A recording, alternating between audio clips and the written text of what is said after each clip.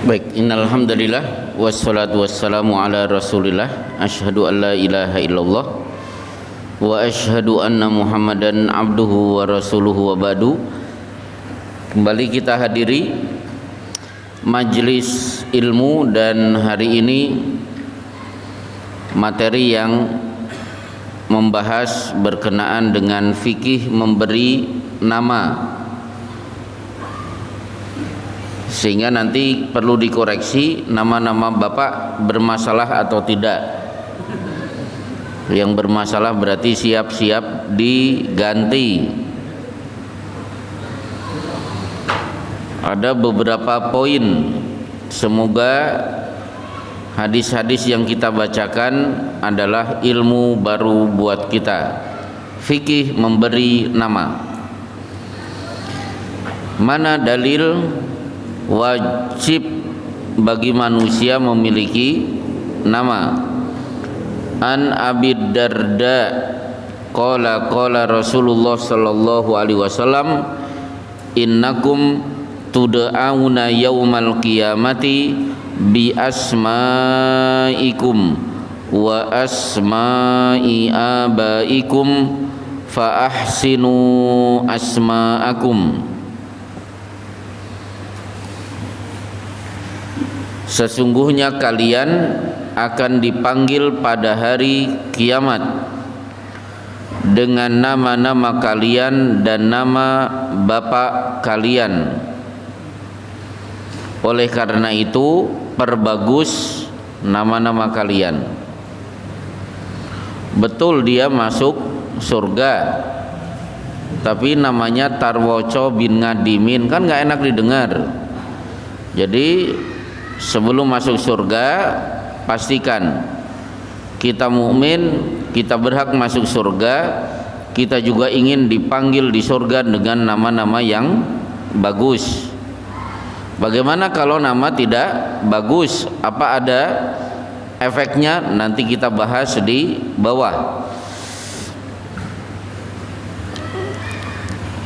Nah, di sini surat Maryam ayat 78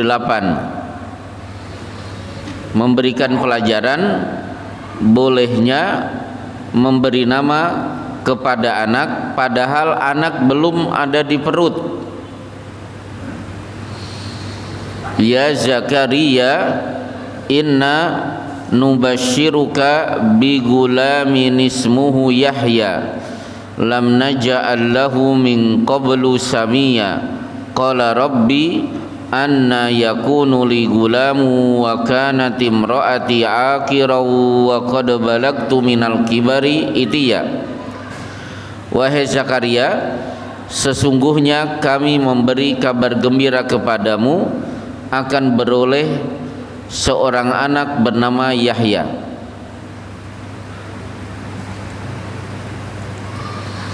Yang sebelumnya kami belum pernah menciptakan orang yang serupa dengan dia.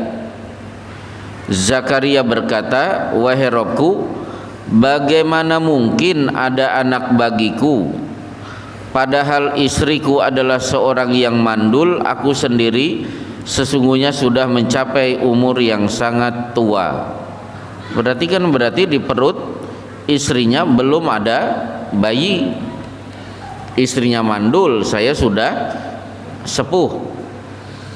Berarti boleh si anak diberi nama padahal anak itu belum ada. Seperti pengantin senyum-senyum di kursi pelaminan sudah bisik-bisik, kita punya anak nanti namanya siapa. Baik, mana dalil lagi ada anak sudah memiliki nama padahal anaknya belum ada?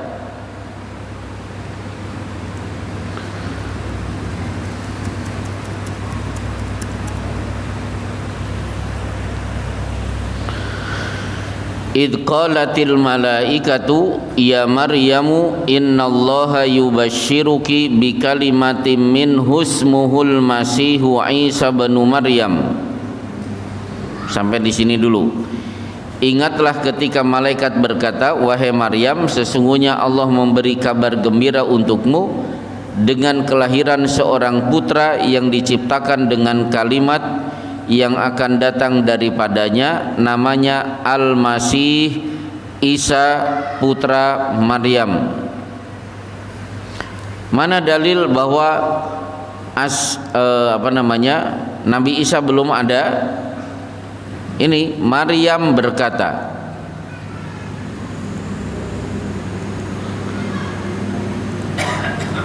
wahai Robku, bagaimana mungkin aku mempunyai anak padahal aku belum pernah disentuh oleh seorang laki-laki pun. Ini di Ali Imran. Kalau di Maryam, surat Maryam, anna yakunu li gulamun walam yamsasni basyaru walam aku bagiya. Belum pernah disentuh laki-laki, aku juga bukan pelacur. Berarti nama Isa di sini Al-Masih disematkan oleh Allah padahal si bayi belum ada. Baik. Kenapa disebut Al-Masih? Kalau Imam Nawawi di Syarah Sahih Muslim menerangkan, disebut Al-Masih masaha yamsahu, mengusap. Artinya kan mengusap, mengelus-ngelus. Karena ketika kecil tubuhnya sering dielus-elus oleh ibunya dengan minyak zaitun. Maka zaitun itu diminum dan untuk dijadikan minyak untuk tubuh. Kalau bapak-bapak kan minyak telon semuanya. Nah, kalau Nabi Isa dilus-lusnya pakai minyak zaitun. Itu saat kecil. Begitu besar Al-Masih maknanya adalah innahu la yamsahu ala da'ahatin illa baro'a. Cara mengobati pasien cukup diusap-usap anggota tubuh yang sakit, maka si sakit pasti akan sembuh. Jadi kata masih itu karena badannya dielus-elus pakai minyak zaitun. Yang kedua karena dia sering menggunakan media mengelus-ngelus tubuh pasien untuk mengobati penyakit. Dari sini berarti nama itu memiliki makna, jangan nama tidak ada arti. Baik, akhirnya bapak-bapak mulai memberi nama. Ini hadis terkenal an Ibni Umar qala Rasulullah sallallahu alaihi wasallam ahabbul asma ilallahi taala Abdullah wa Abdurrahman. Nama yang paling Allah cintai adalah Abdullah dan Abdurrahman. Jadi silahkan sisipkan Abdullah dan Abdurrahman untuk anak kita. Anas Abdurrahman, Unes Abdurrahman. Pertanyaannya, kenapa Abdullah dan Abdurrahman nama yang paling Allah sukai? Di kitab Fathul Bari diterangkan Abdullah dan Abdurrahman nama yang paling disukai oleh Allah karena dalam Al-Quran tidak ada abdun dihubungkan dengan nama Allah kecuali Allah dan Ar-Rahman. Silakan Bapak buka Quran, cari kata Abdul Aziz, gak ada. Abdul Qahar, kemudian Abdul Muktakabbir, Abdus Salam, itu nggak ada. Hanya ada dua, Abdun habis itu Allah, Abdun habis itu Ar-Rahman. Contohnya apa? Yang paling terkenal wa ibadur rahmani alladzina yamshuna 'alal ardi hauna.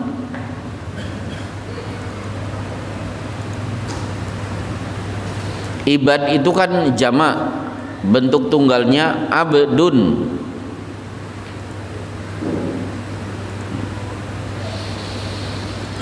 Jadi Ar-Rahman dinisbatkan kepada penghambaan, ibad atau abdun. Mana dalil Allah dinisbatkan dengan abdun? Surat Jin ayat 19.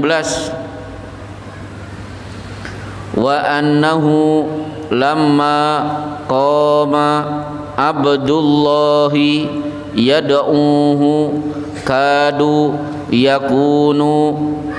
yakununa alaihi libada. Dan bahwasanya tatkala Abdullah, siapa Abdullah? Hamba Allah, yang dimaksud Muhammad. Jadi Rasulullah disebut dengan Abdullah pada ayat ini.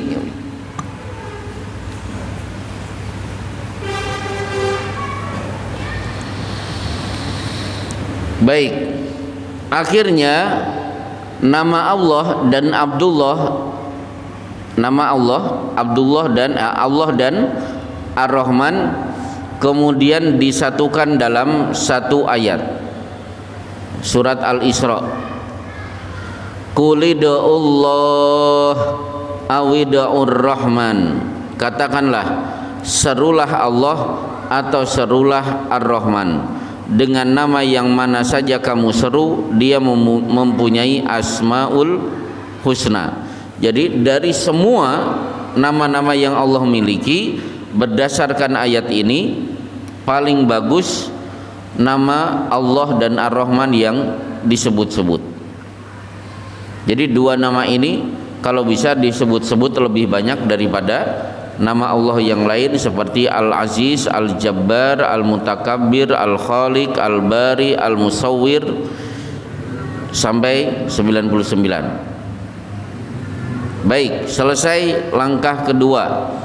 Dari sekian nama terbaik adalah Abdullah dan Abdurrahman. Nah, tapi Rasulullah juga menganjurkan, ada hadis yang lain di Sunan Abu Daud dan Sunan An-Nasai, tasammu bi asma'il anbiya, berikan nama dengan nama para nabi. Silahkan anak-anak diberi nama nabi semuanya. Anak pertama Ismail, anak kedua Yahya, anak ketiga Harun, anak keempat Daud. Boleh. Sebagaimana Rasulullah juga memberi salah satu anaknya dengan nama nabi, yaitu Ibrahim. Sebagaimana ada seorang perawi hadis yang memberi anak dengan nama Israil, maka si perawi hadis sering disebut dengan Abu Israil, di mana Israil nama lain dari Yakub alaihi salam. Yang paling benar adalah Haris. Bagus, Haris itu petani. Ini menunjukkan bahwa profesi sebagai petani profesi yang sangat bagus, sehingga layak disematkan Haris si petani di anak-anak kita. Atau Hammam, orang yang punya cita-cita besar.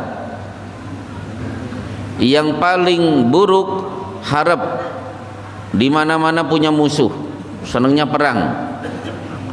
Murrah, pahit. Nanti kita lihat, dua nama ini dimiliki sahabat, ternyata disingkirkan oleh Rasulullah gara-gara namanya bermasalah. Nanti di bawah. Baik, kita lanjutkan. Ada nama bermasalah yang diminta oleh Rasulullah untuk diganti. An Ibni Umar anna Rasulullah sallallahu alaihi wasallam ghayyara isma Asiyah wa qala anti Jamilah. Asiyah, terjemahan Indonesianya wanita yang suka berbuat maksiat, bukan Asyah ya, apalagi TK Aisyah Bustanul Atfal masih ada. Oh ya, alhamdulillah. TK Aisyah Bustanul Atfal itu benar. Yang tidak benar Asiyah, wanita yang suka berbuat maksiat. Akhirnya diganti oleh Rasulullah, tolong mulai hari ini namamu Jamilah. Kemudian ada juga sahabat yang diganti juga, seorang laki-laki diberi nama Asrom, mirip juga dengan merek lampu Osram. Asrom itu apa? Asrom itu kalau tangannya buntung, mungkin dipotong gara-gara kasus penyakit gula, dipotong karena melakukan pencurian, itu asrom. Siapa namamu Asrom? Terpotong. Beliau bersabda, tetapi engkau bernama Zur'ah, orang yang senang menanam. Berarti sama dengan Haris. Tapi ada jamaah yang memilih nama Abdul Haris. Nah itu gak boleh. Kalau Haris saja silahkan, tapi kalau Abdul Haris tidak boleh, karena Haris adalah petani. Baik. Nah kemudian ada sahabat namanya terlalu bagus, ini juga tidak boleh. Jelek tidak boleh, terlalu bagus tidak boleh. An Muhammad ibni Amri ibni Atha anna Zainab binta Abi Salamah sa'alatu ma samaita ibnataka, qala samaituha Barrah, faqalat inna Rasulullah sallallahu alaihi wasallam naha an hadzal ismi summitu Barrah, faqala Nabi sallallahu alaihi wasallam la tuzakku anfusakum Allahu a'lamu bi ahlil birri minkum, faqala ma nusammiha, qala samuha Zainab. Putrimu engkau beri nama apa? Dia berkata, aku memberi nama dengan Barrah. Barrah itu kan kebajikan, orang yang selalu melakukan perbuatan kebaikan. Sesungguhnya Rasulullah melarang tentang penamaan ini. Aku telah diberi nama Barrah. Nabi SAW bersabda, jangan memberi tazkiyah untuk diri kalian. Apa itu tazkiyah? Contoh begini, Mas, Anda namanya siapa? Nama saya Ahlul Jannah. Kiamat belum tapi sudah Ahlul Jannah. Itu gak boleh. Keberatan nama. Termasuk tetangga saya namanya Hurun Ain, bidadari surga. Oh gak boleh itu. Bidadari surga itu bukan manusia seperti kita. Dia diciptakan oleh Allah, statusnya sebagai bidadari, belum pernah tercipta di dunia. Dan wanita ini yang diciptakan oleh Allah dari bapak dan ibunya, begitu masuk surga itu bukan bidadari. Statusnya apa? Ya istri dari suaminya yang ada di dunia. Termasuk saya punya teman namanya Khairul Anam, makhluk terbaik. Oh gak boleh. Makhluk terbaik Rasulullah Sallallahu Alaihi Wasallam. Khairul Abidin, hamba Allah terbaik. Oh gak bisa. Hamba Allah terbaik Muhammad Sallallahu Alaihi Wasallam. Apalagi Khairun Nisa, itu gak boleh. Wanita terbaik, sementara Rasulullah sudah menetapkan sebaik-baik wanita adalah Maryam dan Khadijah. Nisa silahkan, tapi ada khair di depannya, itu tidak boleh. Berarti nama itu mengandung tazkiyah, penyematan yang terlalu berlebihan. Baik, Khairun Nisa, Khairul Abidin. Termasuk maksum. Yang maksum itu para nabi. Nah, ini yang punya nama maksum tolong beristighfar. Ada yang namanya maksum. Kabotan jeneng, betul.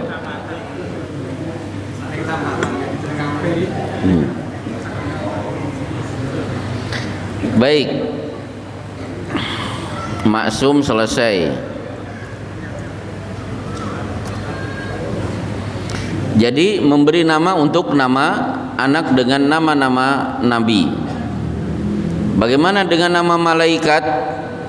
Saya punya tetangga, seluruh anaknya diberi nama malaikat. Saya tidak sepakat. Saya memiliki kitab Al-Manahi Al-Lafdiyah, itu memuat 200 kesalahan istilah yang sering diucapkan oleh kaum muslimin. Salah satunya adalah menyematkan nama kepada anak dengan nama malaikat. Itu sudah paten, jangan dimiliki yang lain. Kalau nama nabi boleh, tadi Rasulullah sudah memperbolehkan, tapi malaikat jangan. Kasihan bapaknya, udah sakit-sakitan, Pak, Israel sudah datang, nanti tambah langsung semaput, kasihan. Baik. Nah, ada sahabat yang memiliki nama bermasalah, terlalu bagus. Bukan dia yang memberi, tapi masyarakat. Jadi dari Syureh, dari bapaknya, bahwa ketika dia menemui Rasulullah bersama kaumnya, beliau mendengar mereka memberi kunyah dengan Abu Hakam, Bapak Maha Bijaksana. Hakam itu nama Allah. Kalau Abdul Hakam, oh boleh, hamba Allah yang Maha Bijaksana. Akhirnya Rasulullah di sini, innallaha huwal hakam wa ilaihil hukmu. Allah Subhanahu wa taala adalah hakam dan hanya kepadanya segala permasalahan dimintakan keputusan hukumnya. Apa jawaban orang itu? Yang ngasih nama itu bukan saya, tapi apa? Sesungguhnya kaumku apabila berselisih pendapat dalam satu masalah, mereka mendatangiku, lalu aku memberi keputusan hukum di antara mereka, dan kedua belah pihak pun sama-sama menerimanya. Jadi disebut Bapak Maha Bijaksana karena kalau ada tengkar selesai di hadapan orang ini. Akhirnya julukan Abu Hakam disematkan pada orang ini. Rasulullah pun langsung bertindak. Alangkah baiknya ini. Apakah kamu punya anak? Punya ya Rasulullah. Siapa anaknya?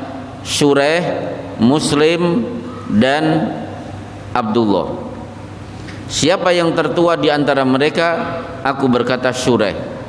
Beliau bersabda, kalau demikian sekarang engkau dipanggil dengan Abu Syureh. Berarti Rasulullah bertindak. Yang namanya Asiyah, wanita yang banyak berbuat maksiat, ganti dengan Jamilah. Yang punya nama Abu Hakam ganti dengan Abu Syureh. Nah, ada sahabat yang ngeyel, tidak mau mengganti namanya. An Sa'id ibn al-Musayyab anna jaddahu haznan qadima ala nabi sallallahu alaihi wasallam faqala masmuka, qala ismi Haznun, qala bal anta Sahlun, qala ma ana bi bughayrin isman sammanihi abi, qala Ibnul Musayyib famazalat final hazunatu ba'du.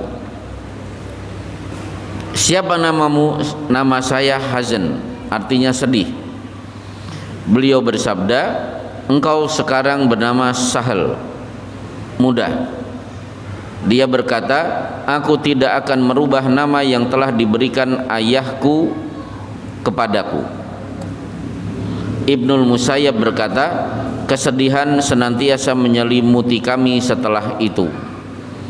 Jadi tidak mau diganti, akhirnya hidupnya seperti namanya. Baik. Nah, ini hadis menarik. Jadi orang yang namanya bermasalah oleh Rasulullah disingkirkan. Maka nanti yang di absen namanya yang bermasalah nggak usah makan jelaburan. Nah, coba kita lihat hadisnya. Dari Yahya bin Sa'id bahwa Rasulullah Shallallahu Alaihi Wasallam bersabda, pada onta yang akan diperah, siapa yang akan memerahnya? Jadi Rasulullah haus, di depannya ada onta, susunya berlimpah. Akhirnya apa? Berdirilah seorang laki-laki, pengen memerah, berarti ingin ngawula untuk Rasulullah. Ternyata apa? Siapa namamu? Orang itu berkata kepada Rasulullah, nama saya Murrah. Artinya apa? Pahit. Apa jawaban Rasulullah? Duduklah engkau. Wes rasah cawe-cawe, duduk. Saya nggak mau disodori susu yang diperah oleh orang bernama Murrah. Lalu beliau bersabda, siapa yang akan memerah? Berdirilah seorang laki-laki. Rasulullah bersabda kepadanya, siapa namamu? Orang itu berkata kepada beliau, nama saya Harb. Harb itu orang yang senang perang, di mana-mana punya musuh, nggak pernah akur. Akhirnya Rasulullah pun bersabda, duduklah engkau. Lalu beliau bersabda, siapa yang akan memerah? Berdirilah seorang laki-laki.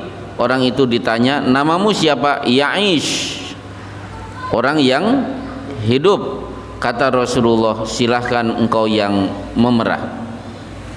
Dari sini akhirnya para ulama berfatwa tidak boleh makan kuliner di tempat-tempat yang memberi istilah yang bermasalah. Rawon setan, nasi goreng gila, apalagi apa? Es buto hijau ada. Udah nggak usah diminum. Es teler itu nggak boleh, ganti dengan nama lain. Kalau tidak, nah, kalau jumbo itu kan beda. Jadi nama-nama yang bermasalah. Rasulullah pun di kitab Zadul Ma'ad mau menuju satu tempat, ternyata jalannya dua. Ini namanya apa? Jalan apa? So'ob. Nggak mau, saya melewati jalan So'ob. Ini jalan apa? Sahal. Saya mau lewati jalan Sahal. So'ob itu kan sulit, Sahal artinya mudah. Jadi Rasulullah sensitif, tidak mau berurusan dengan orang yang punya nama-nama bermasalah. Baik, nah termasuk Ibnul Qayyim menyebut salah satu faktor kemenangan perang tanding sebelum perang Badar, namanya mubarozah. Mubarozah itu perang tanding. 3 orang wakil kafir Quraisy maju, 3 orang wakil Muslim maju. Orang kafir ini namanya 3 orang: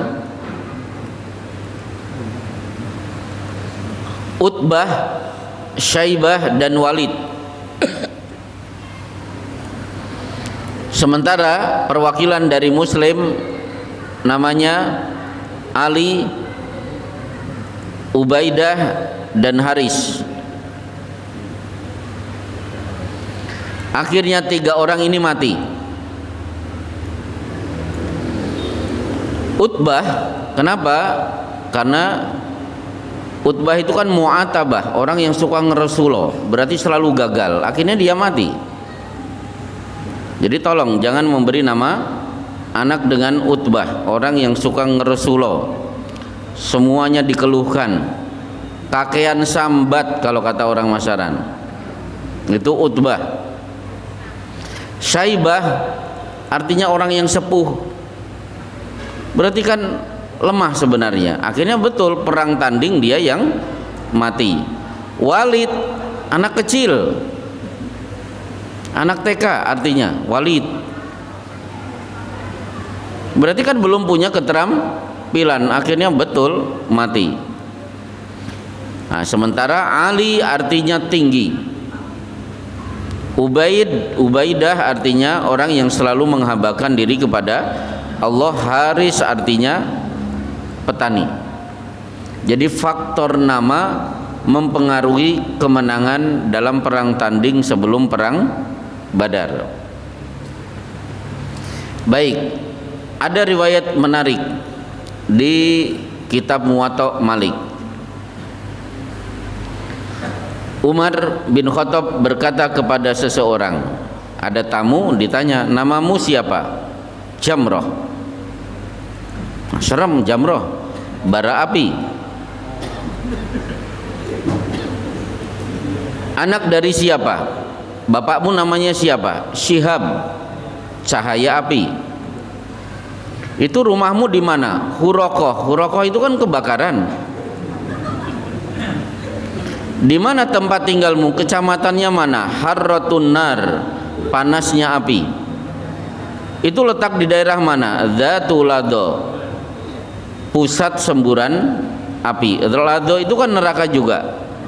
Naron talazzo di surat Jusama. Umar pun mengatakan, kembalilah kepada keluargamu, sungguh mereka telah terbakar. Begitu sampai rumah, betul rumahnya betul-betul sudah runtuh, hangus, terbakar. Namanya panas, nama bapaknya, nama daerahnya, kecamatan dan kabupatennya sama-sama panas. Berarti jangan terlalu mencari sensasi ketika memberi nama kepada anak. Baik, Masya Allah, cepat sekali hari ini. Nah, kemudian masih tersisa dua. Dari Abu Hurairah berkata, Rasulullah sallallahu alaihi wasallam, tasammu bi ismi wala takannu bi kunyati. Berikan nama dengan namaku dan jangan memberi kunyah dengan kunyahku. Berarti anak diberi Muhammad boleh, tapi jangan memiliki panggilan Abu Qasim, karena Rasulullah biasa dipanggil dengan Abu Qasim. Kenapa? Karena anak laki-laki tertua beliau bernama Qasim. Jadi panggilan Abu Qasim milik Rasulullah, tapi Muhammad silahkan ambil. Terakhir, boleh memanggil anak atau orang dengan nama dengan penyebutan yang tidak sempurna. Dari Aisyah radhiyallahu anha berkata, Rasulullah sallallahu alaihi wasallam bersabda, nah di sini ya Aish. Nah ini lihat Arabnya. Nama aslinya kan Aisyah, dipanggil Rasulullah dengan apa? Ya Aish. Berarti Rasulullah menghilangkan tak marbutoh. Berarti boleh temannya bernama Wawan, panggilnya apa? Wow. Oh, bukan wow, Wan. Maaf. Siapa lagi? Dudung, Dung, Gus. Nah, jadi ajan jadi hilangkan. Itu hukumnya boleh. Sulaiman, Sule misalnya. Oman, ya. Sule kalau di tempat saya ada Ustadz Sule. Kenapa namanya Sulaiman Zakawirus? Panggilannya Sule. Jadi silakan panggil orang itu dengan nama yang tidak lengkap. Suharto, ya udah, to saja boleh, nggak masalah. Alhamdulillah selesai. Insya Allah besok kita akan bahas materi kita besok, ucapan aku dalam pandangan Al-Quran. Apa hukum mengucapkan aku? Insya Allah selesai.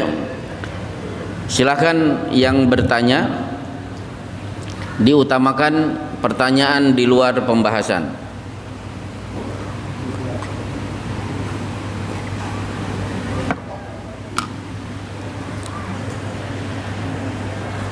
Pembahasan sudah selesai, silakan.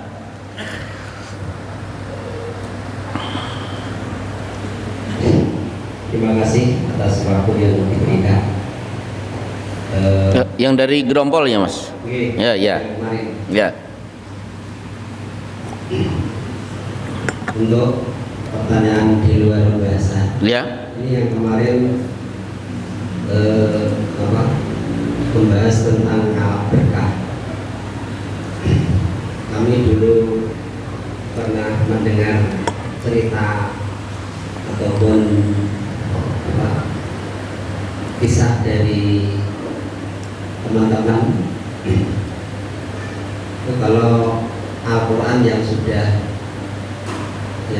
rusak, kalau sudah rusak itu katanya dibakar terus abunya dimakan, itu katanya bisa mencerdaskan otak. Itu apakah termasuk ngalap berkah atau termasuk syirik atau yang lain? Terima kasih. Baik. Keberkahan Al-Quran, satu, kalau kita baca, karena di Sunan At-Tirmidzi Rasulullah Shallallahu Alaihi Wasallam menyebut bahwa man qara'al Qur'ana wa huwa bi kulli harfin hasanatun wal hasanatu bi asyri amsalihha. Siapa yang membaca Al-Qur'an satu huruf Allah memberikan pahala satu huruf berlipat 10 kali.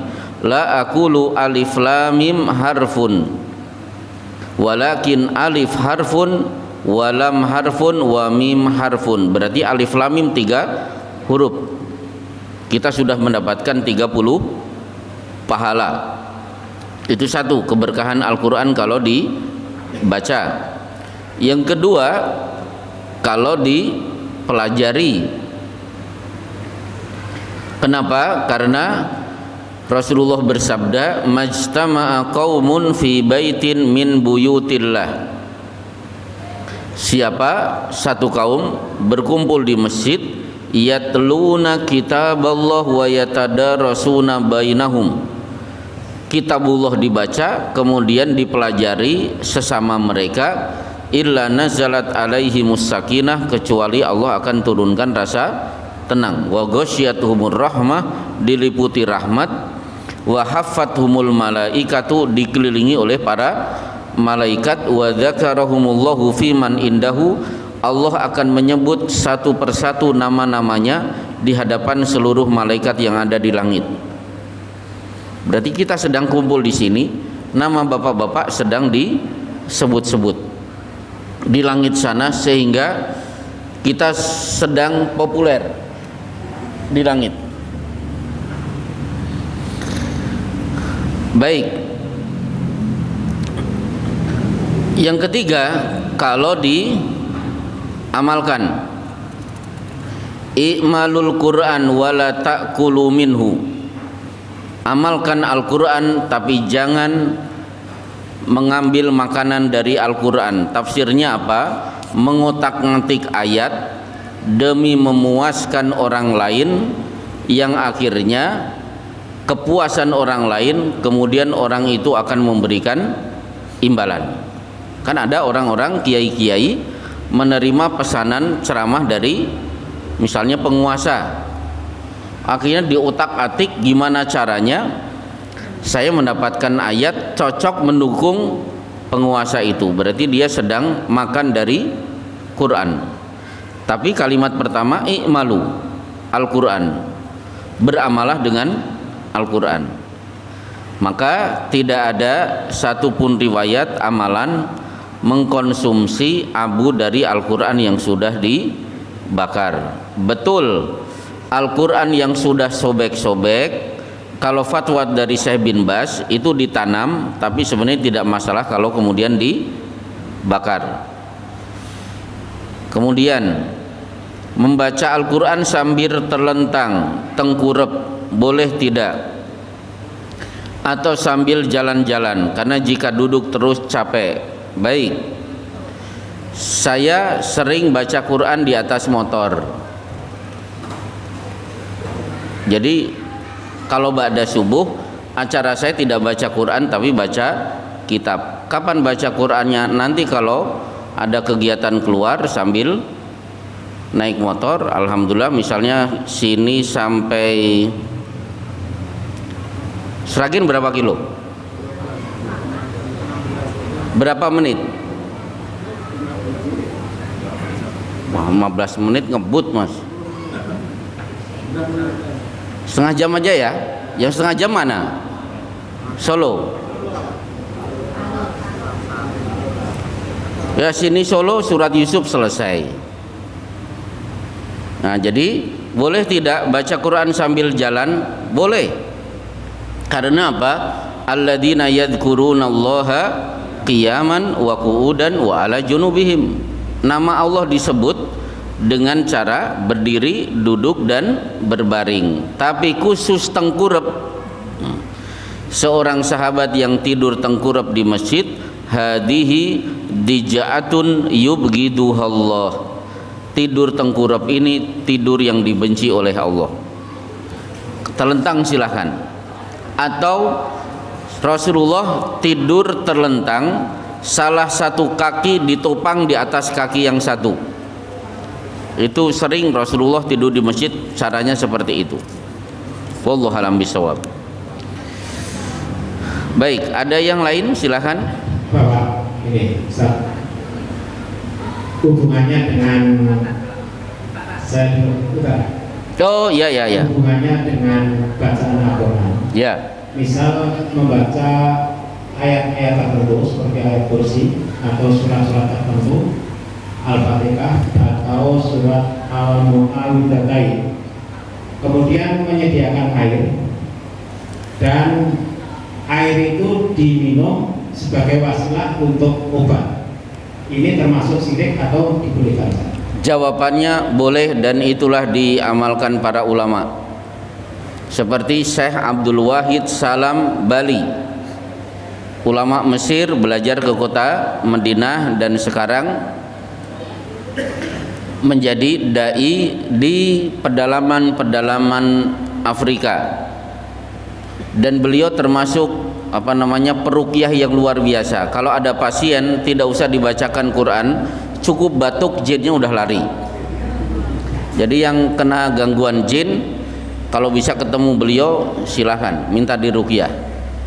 Salah satu ceramah beliau memberi contoh Bismillahirrahmanirrahim ditiup, Alhamdulillahirabbil alamin ditiup, sampai waladhdallin amin ditiup, baru kemudian diminum, enggak masalah. Karena apa? Mengambil keumuman ayat wa nunazzilu minal qur'ani ma huwa syifa. Kami turunkan Al-Qur'an, salah satunya adalah untuk dijadikan penyembuh. Seperti untuk keempat kalinya saya kencing batu, saat itu mental saya bagus, saya tidak mau meringis, tetangga jangan sampai ada yang tahu. Kalau ada yang tahu biasanya terjadi penumpukan massa di rumah. Saya ambil air putih, saya bacakan Al-Fatihah beberapa kali, kemudian saya bacakan Bismillah Bismillah Bismillah a'udzu bi'izzatillahi wa qudratihi min syarri ma ajidu wa uhadir 7 kali. Saya baca juga Allahumma rabbin nas idhibil ba'sa isfi anta syafi la syifani la syifauka syifaan la yughadiru saqaman. Dan beberapa ayat saya minum, ngantuk, tidur, begitu bangun kencing, keluar itu batu. Berarti boleh air minum dibacakan ayat-ayat Al-Quran. Yang lain silakan.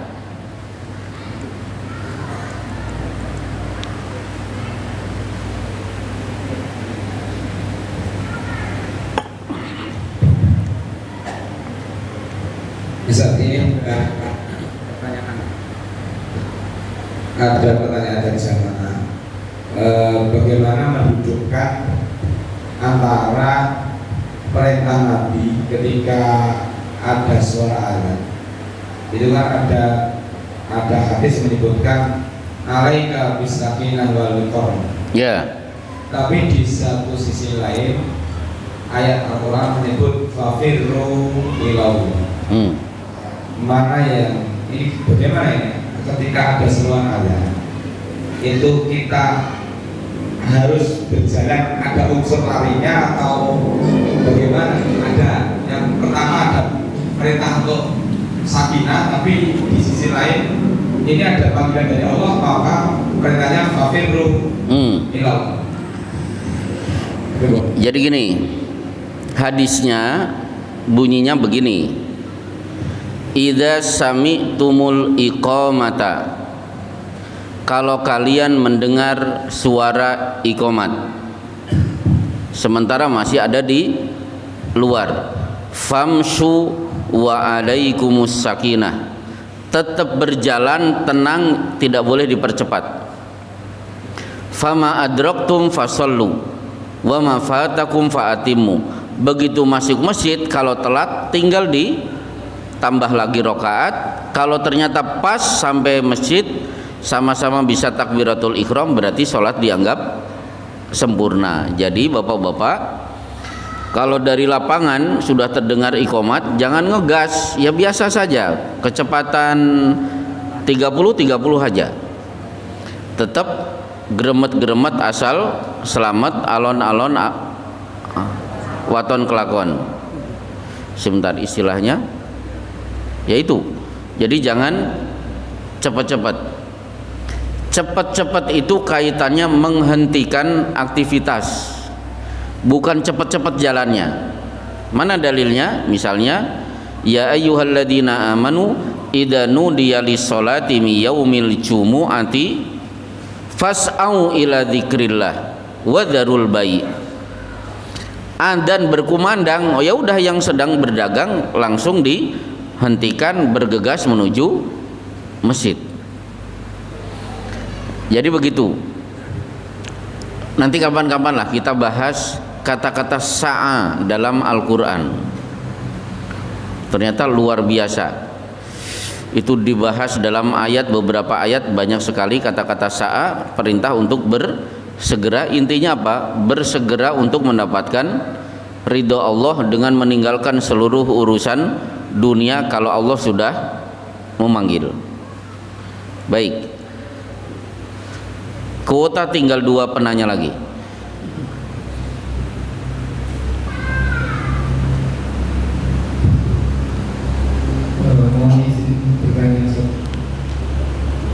Apa hukumnya penamaan seseorang dengan nama-nama Allah tanpa didahului dengan kata Abdul? Apakah di dalamnya ada pembahasan tertentu?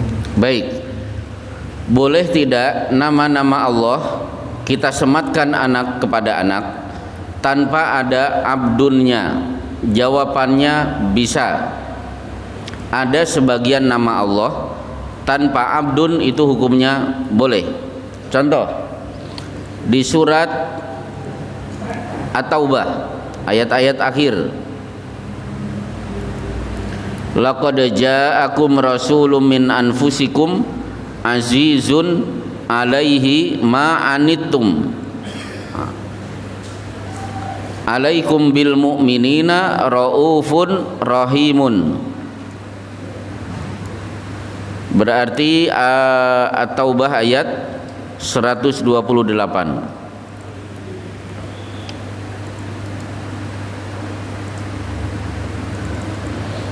Jadi ada di antara nama Allah ternyata berhak langsung dimiliki oleh kita.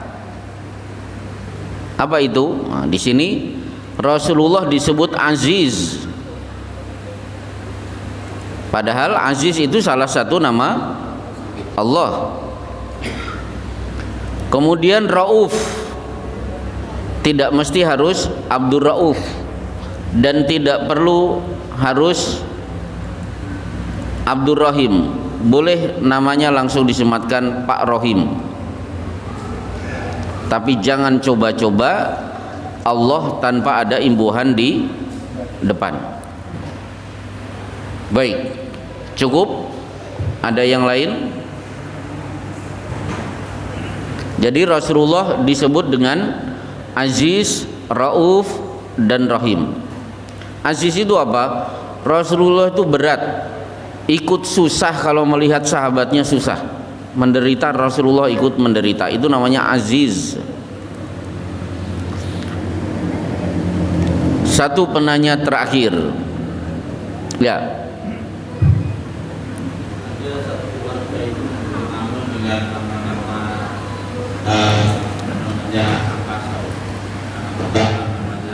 Mentari ada bintang. Boleh tidak? Boleh. Mana dalilnya? Surat Yusuf. Inni ra'aitu ahada asyara kaukaba wasyamsa wal qamara ra'aituhum li sajidin. Wahai ayah, tadi malam saya bermimpi ada 11 bintang, ada 1 matahari, ada 1 bulan, semuanya bersujud kepada aku. 11 bintang itu apa? Saudaranya. Matahari siapa? Ibunya. Bulan itu siapa? Bapaknya. Siapa bu? Nama anaknya Bulan. Siapa bu? Anaknya Bintang. Nggak masalah. Gimana? Jadi tidak usah diprovokasi bu, ganti. Nggak boleh, nggak boleh.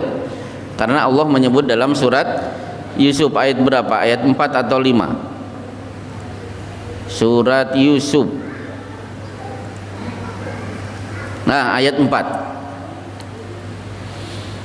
Kelihatannya sudah tidak ada energi untuk bertanya lagi, sudah cukup.